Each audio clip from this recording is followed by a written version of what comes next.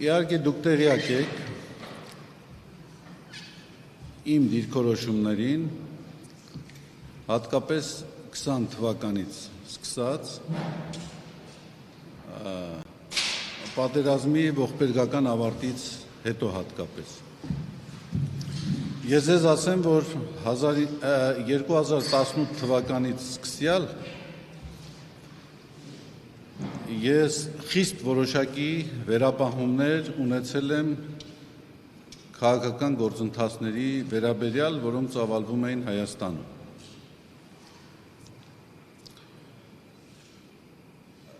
Իհարկե ես իմ վերապահումները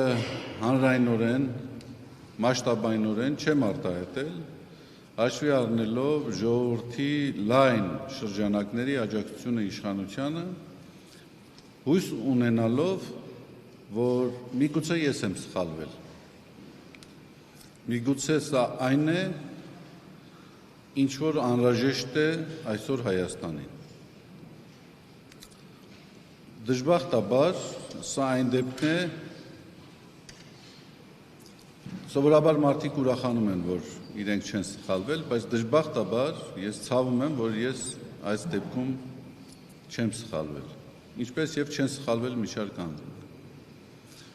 Ինչու չեմ սխալվել եւ ինչու ունեի այդ վերապահումները։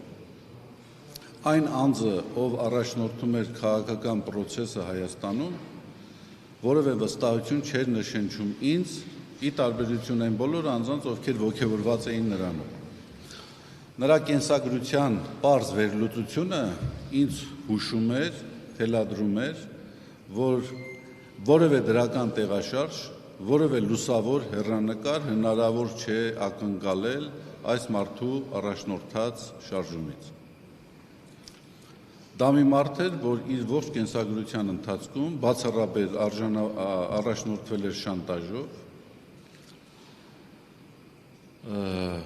վիրավորական, զրպարտչական բնույթի գործելավոճով, որը արտացոլված է նաև իր կողմից հեղինակած գրքի մեջ։ Ես ակնարկում եմ երկրի հակառակ կողմը գիրքը։ Դուք երևի թե ծանոթ եք այդ գրքին, եւ դժվար էր դրական սպասումներ ունենալ մի մարդուց, որի աշխարհահայացքը ուղղակիորեն արտացոլված է, դրոշմված է այդ գրքի մեջ։ Բայց իսեր Աստծո, ես չպետք է լինեի այն անձը, որը ժողովրդական սպասումները փորձեր խափանել,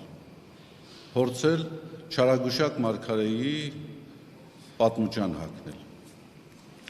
Եվ դժբախտաբար 20 թվականին տեղի ունեցավ այն, ինչ որ բոլորիս կյանքը այսօր ավերել է, բոլորիս համար մեծագույն մտահոգություն է։ Մենք կորցրեցինք Արցախը, մենք կորցրեցինք ներազգային համերաշխությունը, կեղծ եւ արհեստական պատճառաբանություններով բազմաթիվ անձինք ձերբակալվեցին, պառակտվեց հասարակությունը։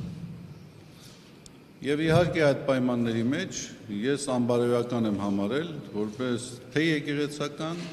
եւ թե անձ որևէ ձևով իմ դիրքորոշումը չարտահայտել։ Եվ ես այդ դիրքորոշումը արտահայտել եմ եւ այսօր էլ այդ դիրքորոշման վրա եմ, այդ անձը եւ այդ անձինք, այդ իշխանությունը, որը այդպիսի առհավիրք է բերել մեր երկրի եւ մեր ժողովրդի գլխին, չի կարող շարունակել մնալ իշխանության։ Օր առաջ նրանք պետք է հեռանան։ Անկախ նրանից ինչ աշխարհաքաղաքական ու քաղաքական գործոններով է պայմանավորված նրանց պաշտոնավարության շարունակությունը, դա շարունակելու է նոր արհավիրքներ բերել մեր ժողովրդի եւ մեր երկրի գլխին։ Ուրեմն այս համոզմունքներից ելնելով ես արտահայտել եմ իմ դիրքորոշումները։ Եվ բնականաբար այդ դիրքորոշումները դուր չեն եկել իշխանություններին եւ վարչախմբին։ Այդ դիրքորոշումների հետ կապված դուք արդեն տեղյակ եք, հրապարակվել է, որ ես մի քանի անգամ հանդիպումներ եմ ունեցել ազգային անվտանգության ծառայության տարբեր պաշտոնյաների հետ։ Ես անունները չեմ ցանկանում նշել։ Հրապարակված կա, ես ճշգրիտ թվականները դժվարանում եմ հիշել։ Մեկը Ինչ չեն հանդիպում են ունեցել։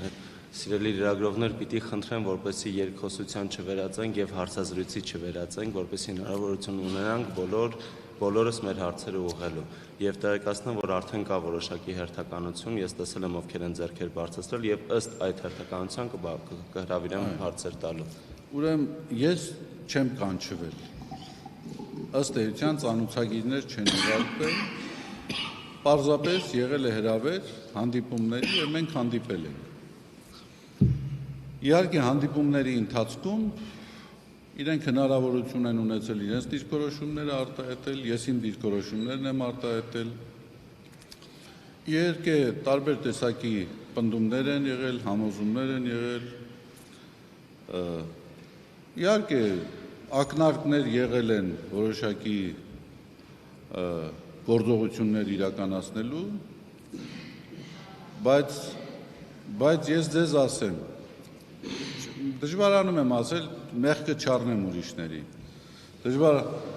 Ինչպես։ Դժվարանում եմ ասել։ Ակնարկներ եղել են, բայց շատ որոշապես հասկանալի դարձել է, որ թողաստվածների մեծամտության համար, եթե այդպես կընկալվի, որ ես այն անձը չեմ, որի նկատմամբ սպառնալիքներով,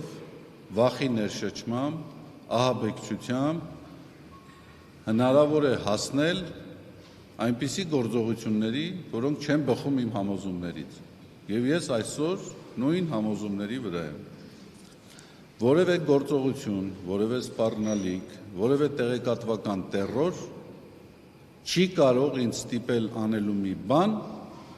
որը ավելի մեծ մեղք է,